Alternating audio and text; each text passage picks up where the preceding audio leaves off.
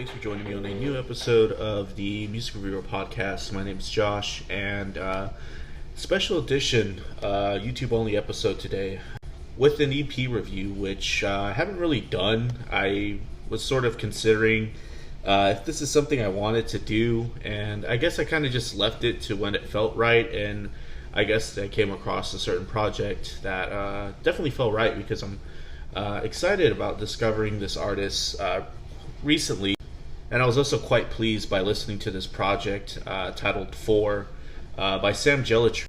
So yeah, this is just going to be a quick review of the EP that is only going to be available on YouTube. I don't know if I'm going to put it on the podcast side. I probably won't, but hopefully you guys leave interested in Sam Gellaitry and the work off of this project in general. But before we get started, I just want to let everyone know, new episode of Best and Worst Track of the Week is up for the week of June 5th. Just dropped that literally right now. I'm recording this right after dropping it. Best and Worst Track of the Week is just a weekly segment where I cover all new entries onto the Billboard Hot 100, give them all a letter grade, and then also take one that's the worst, take one that's the best. This week ended up being Polo G and Lil Wayne on their track that they dropped versus Jonas Brothers and Marshmello.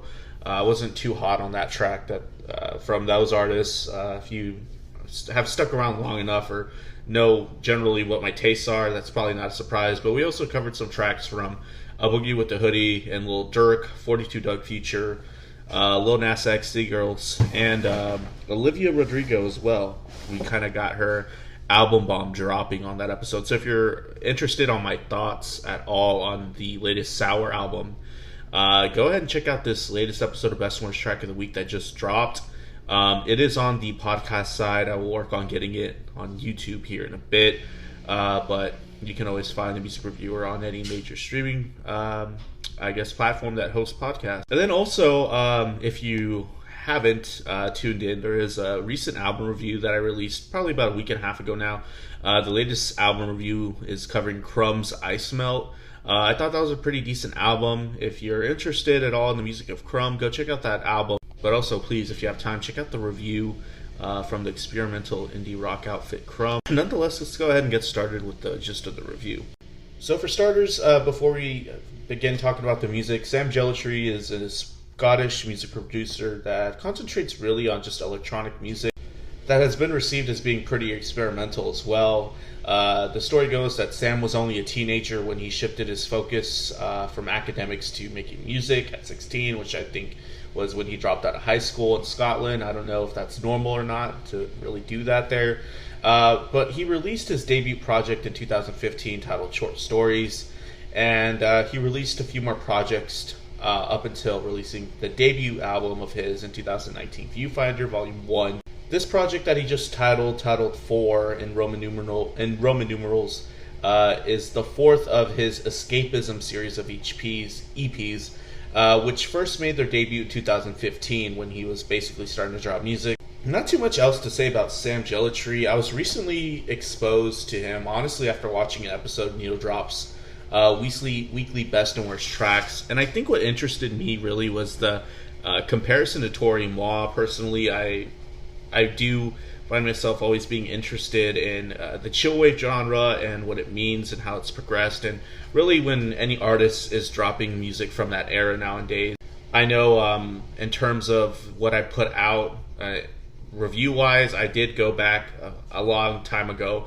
when the podcast was first starting, and I did do a worth a listen over the Anything in Return album, which I think this project here 4 borrows a lot from. But I've also covered some more recent chillwave, quote-unquote chillwave projects from artists like Washed Out, and then even the Nick Hexum and George Clanton project around that time as well. But really, Sam Gellaitry isn't a chillwave artist. I think in certain respects he does borrow from the genre a bit, but this project here 4 really does hit the nail on the head with the chillwave influence and how tastefully it's used, honestly. The track that I was exposed to was Duo, which is on this EP. I covered the track earlier on one of my new tracks episodes about a month ago.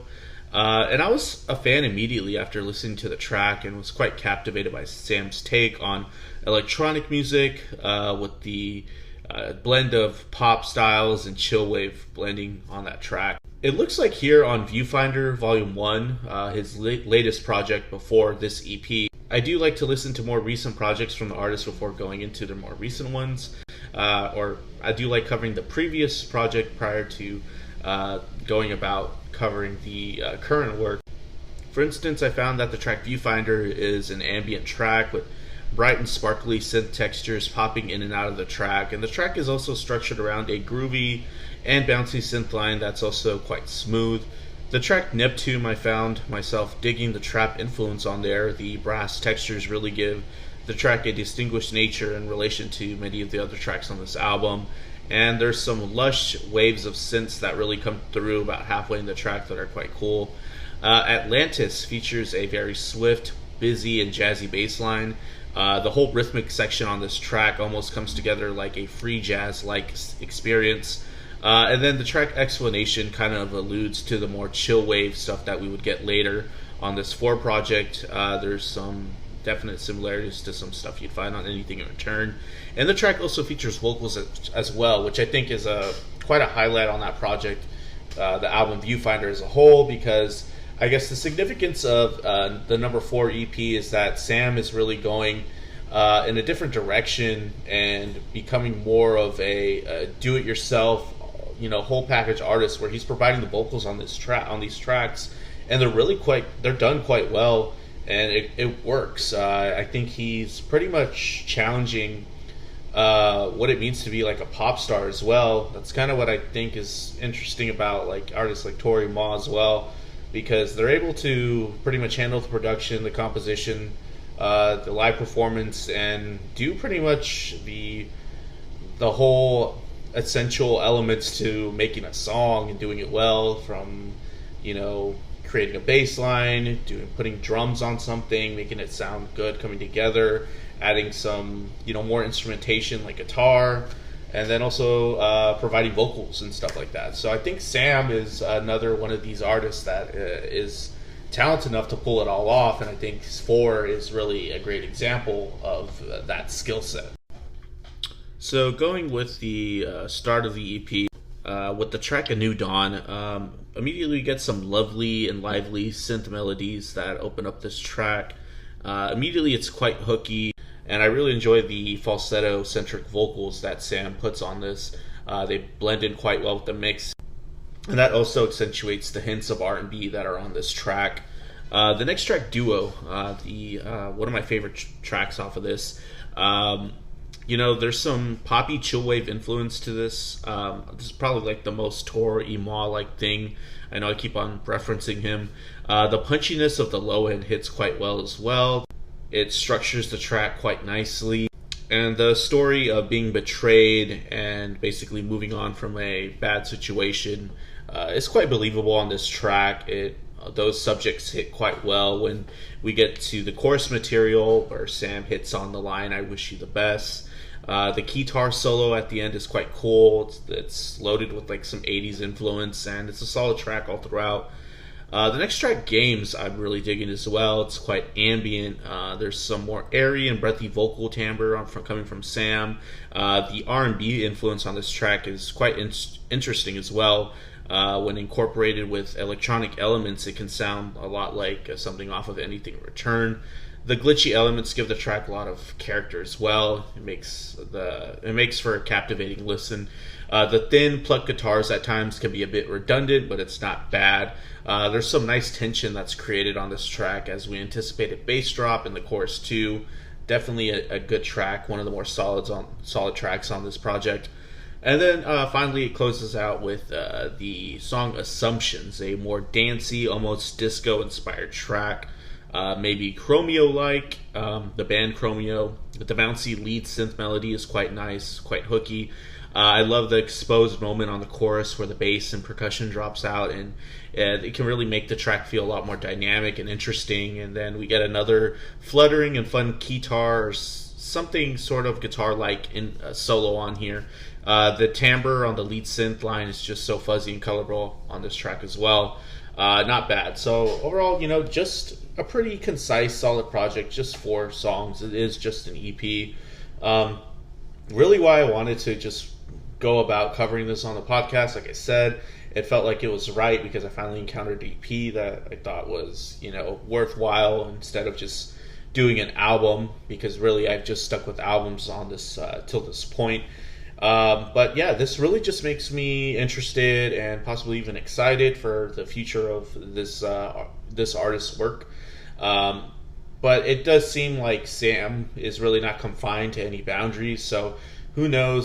But it is quite possible that this was just a fun experimental project for him that kind of just made him release some creative juices, and it's just a step in the road for his next project that could maybe sound completely different from this, and maybe go back to more like the ambient, more instrumental type of work on Viewfinder Volume 1. Or he can just throw a curveball and start making, I don't know, maybe some death grips like stuff. But to me, it just seems like this is the sort of artist that really isn't confined to any boundaries, like I said, and could maybe make a plethora of different things and projects. So who knows? If there's another project coming out this year or quite soon, chances are I'm going to be really interested in covering it. And, just if you're interested in any new EDM or synth type of stuff, I would highly recommend the music of Sam Gellaitry, especially this EP to start off. It's a bit accessible compared to the other work I've heard, but the other work seems, quite solid as well. But yeah, that's pretty much all I have for this EP review. If you stuck with me to the end of the episode, I appreciate you listening. Subscribe and like if you're digging what you heard, if you're interested in what else I'm covering. And then also, if you're on your respected listening service, subscribe there if you want as well. Leave a comment, good or bad. And yeah, I'll see you guys next time.